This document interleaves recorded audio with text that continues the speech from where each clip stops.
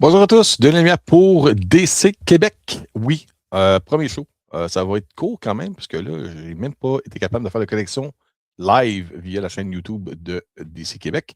À noter qu'on a à chaque semaine un show pour Cinémaniacs en direct, où est-ce qu'on parle de la culture du cinéma, divertissement, à travers les salles de cinéma, streaming, DVD, métaphysique, ces choses-là, en général. Et on a aussi Marvel Québec qui se concentre sur tout l'univers du MCU, Marvel Studios, Disney+, toutes ces choses-là. Et maintenant, DC Québec. DC Québec, un petit groupe, un peu plus petit, mais il y a beaucoup de contenu qui s'en vient très bientôt. Il y en a qui sont déjà sortis. D'ailleurs, j'ai eu le plaisir de regarder la saison 1 de Creature Commandos, que j'ai bien aimé, une série animée écrite et produite par James Gunn. J'ai également regardé Superman, que j'ai ici, juste à côté de moi, en média physique, 4K, que j'ai apprécié, mais qui n'est pas mon préféré, malgré l'inspiration naturelle adaptée des comics. Je préfère quand même Man of Steel et surtout l'original. Et c'est dur pour moi de partir de ça, puisque ma mère m'a emmené voir dans un ciné-parc alors que j'étais tout petit, Superman au grand écran. Donc, ça reste pour moi nostalgie et un lien d'amour pour ma mère de Superman, Christopher Reeve. Et j'ai quand même bien aimé l'adaptation au cinéma qu'on a vu récemment pour Supergirl, film que j'attends en média physique très bientôt. Malheureusement, je dis ça comme ça. Le box-office a été, je pense, désastreux pour ce film-là. Si je vais sur les sites de, mettons, de Numbers, qui est un très bon site pour les chiffres, je sais qu'il y a Box Office Mojo aussi, mais si je vais sur The Numbers, puis je sors les chiffres finaux pour Supergirl, qui est sorti cette année avec Millie Alcock, le film au total, oh my God, le film au total a généré 126,3 millions au box-office mondial. Le film a peut-être coûté ça à faire. Non, production 170. Fait que déjà là, ils ont perdu à peu près 40 millions juste avec la production et il y a peut-être eu un autre montant pour d'allouer sûrement pour la promotion du film. Donc, ce film-là va perdre si c'est pas 100 millions, c'est peut-être même plus de dollars aux gens de la Warner. Film que moi, je donnais quand même un 4 sur 5. On a des cotes pour ça. Le 4 sur 5, c'est, je me dis, va voir ça, tu vas avoir du fun, tu vas avoir du fun. Et il y a des gens qui ont été déçus. Puis je me dis, t'as pas vu la bande-annonce? Ouais. Ben, la bande-annonce te montre ce que tu vois dans le film. Il n'y a pas d'affaires cachées. Il n'y a pas de surprise. Il n'y a pas de déception. Quand tu vois le film, c'est comme, ben, c'est ça que ça me disait dans la bande-annonce que ça allait être. On ne m'a pas menti.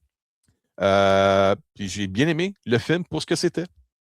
Non, je ne m'attendais pas à un film de Avengers, de Justice League ou ces choses-là. Je m'attendais à un film avec le personnage troublé de le personnage principal de Supergirl. Et je trouvais qu'il y a des bonnes scènes même sur Krypton avec son père et sa mère. Je trouve que l'actrice a fait un très bon travail. Les scènes avec Crypto, son chien, super cute. Je dirais que c'est pas la faute de l'acteur, mais le méchant principal du film est un peu décevant. Mais en tant que tel, tu dis, oh, il commence. Et c'est ça, 126,3 millions de recettes au total, c'est c'est pas beaucoup.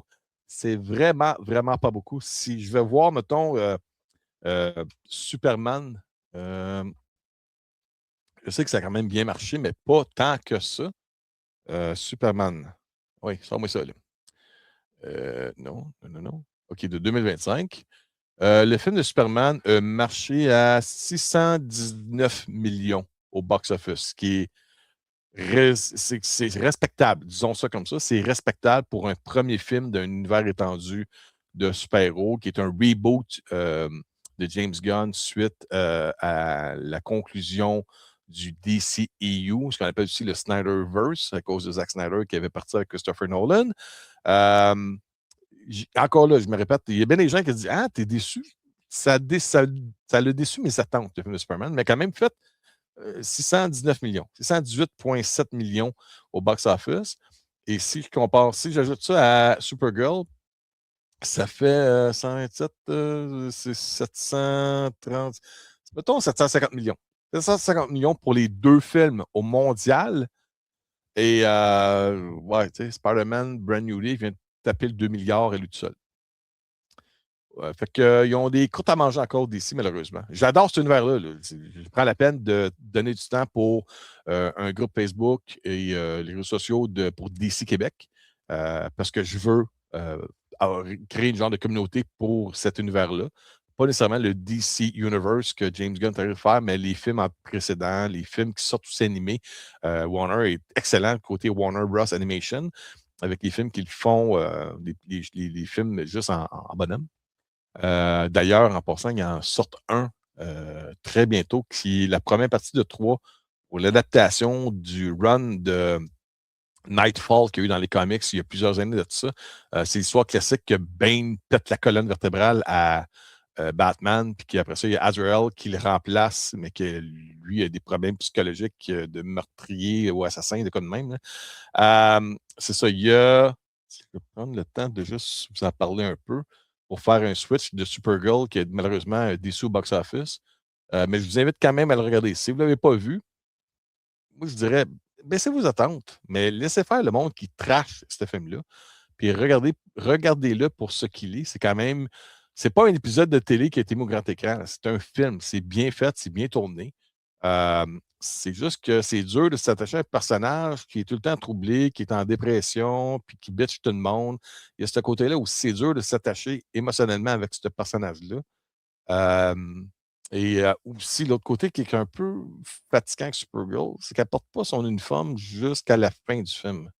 Et juste dans le troisième acte, vraiment, la scène importante, où est-ce que là, elle se comme elle se réveille et elle dit: Je suis Supergirl et je porte l'uniforme de Supergirl, puis je vais faire ce que j'ai à faire en tant que Supergirl.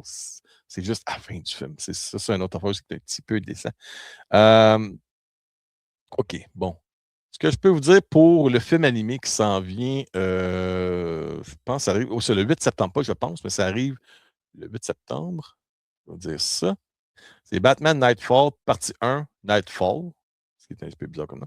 Alors, disponible en Amérique du Nord en version numérique à partir du 25 août. Ça, c'est la semaine prochaine. Ça va être disponible pour l'acheter en numérique.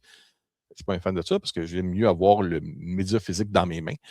Mais c'est ça, il va être disponible à partir du 25 août et les formats 4K UHD, Blu-ray et DVD arrivent le 8 septembre. Il va y avoir une deuxième et une troisième partie de la trilogie Batman Nightfall. Ça va suivre plus tard en 2026 et en début 2027. Donc, ça va sortir rapidement. Alors, ça dit ceci. DC Warner Bros. Animation et Warner Bros. Home Entertainment ont annoncé que Batman Nightfall partie 1, basé sur les personnages de DC et l'événement DC Comic Book, sera disponible en version numérique à partir du 25 août. Produit par Warner Bros. Animation, DC et Warner Bros. Home Entertainment, Batman Nightfall partie 1. Événement cinématographique en 3 parties qui donne vie à l'une des sagas les plus emblématiques et les plus appréciées de l'histoire des bandes dessinées de Batman. Ça va être disponible sur les plateformes numériques participant, notamment Amazon Prime Video, Apple TV, Fandango et bien d'autres. Ça, c'est à partir du 25 août, vous pouvez l'acheter là-dessus. Et à partir du 8 septembre, vous pouvez l'avoir en média physique, disponible dans tous les bons magasins, comme je le dire souvent.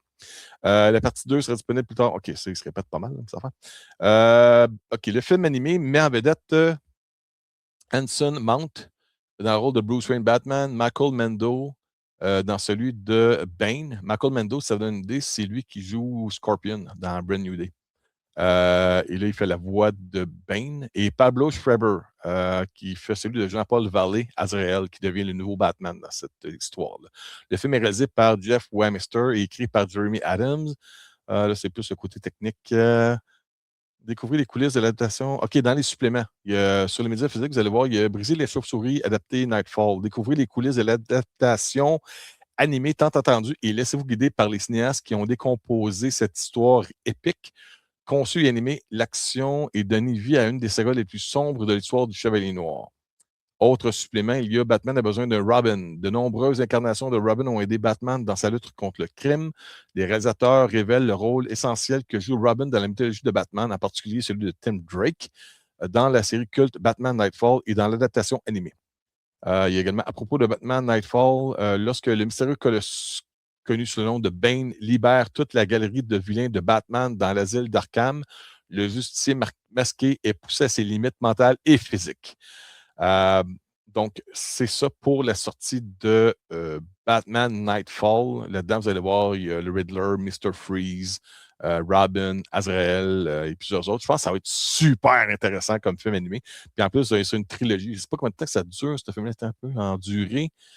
C'est 79 minutes. Donc, on va rendre à 80 minutes, 1 heure et demie à peu près, 1 heure et 20. Donc, les 3 films ensemble, ça risque d'être un genre d'histoire qui va tourner autour du 4 heures au total. Bien hâte de voir ça. Donc, ça, c'est pour le film animé Batman Nightfall Part 1. C'est bizarre, c'est que le film s'appelle Batman Nightfall Part 1 Nightfall. OK, donc il y avait ça comme nouvelle. Pour Supergirl, qui s'en vient également en média physique très bientôt, je vous parle de ça, un petit instant. OK. Donc, disponible en version numérique pour la première fois depuis le 28 juillet. Donc, c'est déjà disponible. Et sur les plateformes numériques, les formats 4K UHD, Blu-ray et DVD seront disponibles à partir du 8 septembre. Donc, ça s'en vient d'environ 3 semaines à peu près. C'est quand même un écart assez distant, un de l'autre, du numérique et du format physique. Supergirl, le nouveau long métrage des studios DC, sortira en version numérique le 28 juillet. Il est déjà sorti, là, c'est une nouvelle de retard que j'ai. Millie Alcock, qu'on a vu dans Game of Thrones, ou c'est dans Dragon, l'autre série que. Je ne suis pas un fan de l'univers de Game of Thrones, désolé.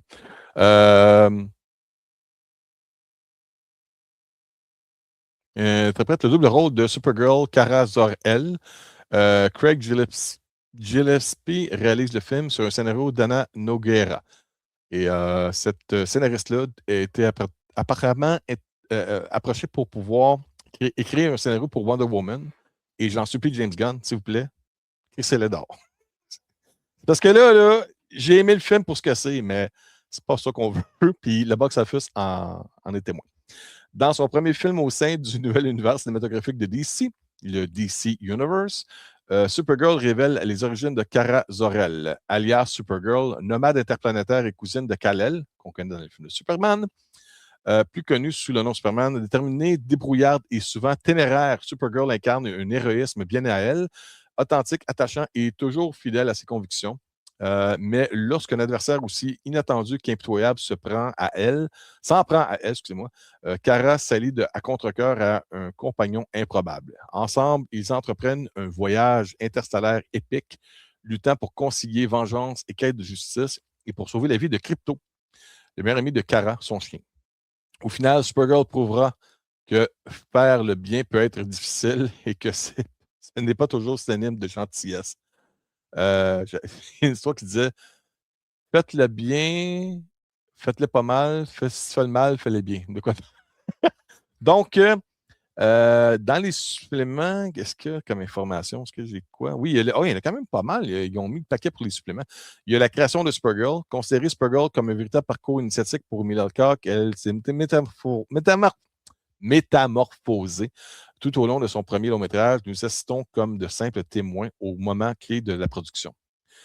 Et elle fait à noter qu'elle revient dans un rôle quand même secondaire, mais assez important pour le film de Man of Tomorrow, qui est la suite directe de Superman qui sort l'année prochaine.